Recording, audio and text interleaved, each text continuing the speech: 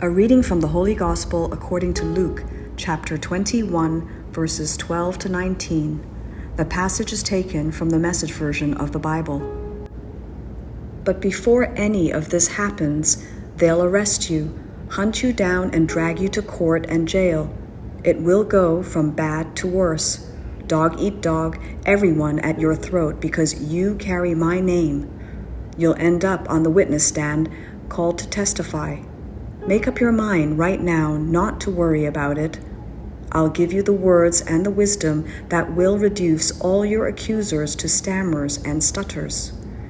You'll even be turned in by parents, brothers, relatives, and friends. Some of you will be killed. There's no telling who will hate you because of me.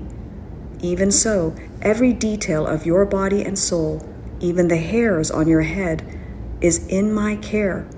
Nothing of you will be lost. Staying with it, that's what is required. Stay with it to the end. You won't be sorry. You'll be saved. The Gospel of the Lord. Reflection according to St. Luke chapter 21 verses 12 to 19. To hatred, respond with love. To an offense, with forgiveness. This gospel passage for today is a continuation of yesterday's readings, about the end things. Jesus' prediction of the destruction of the temple religion in Jerusalem.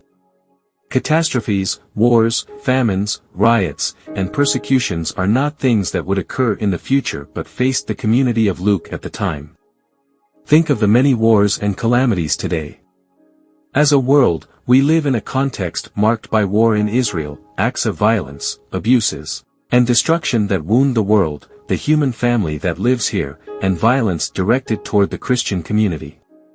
But then, there is reassurance. Not a hair of your head will perish, verses 18. This is our hope.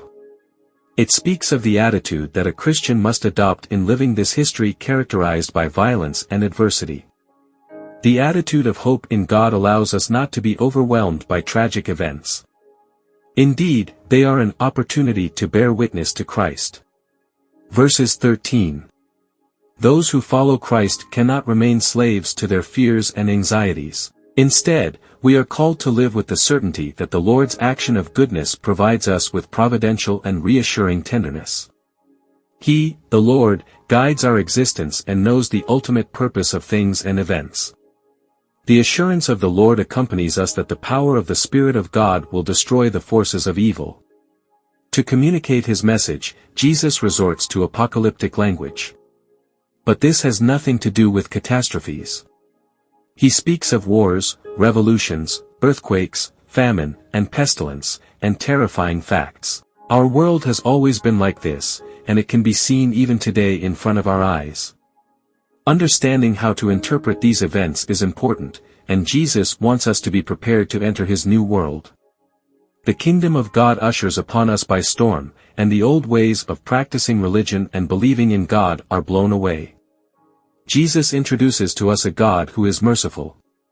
At the Passover, Jesus laid the cornerstone of a new temple, the temple of living stones, of those who unite their lives of love to Christ. The destruction of the material temple signifies a transition from the old temple to the new one.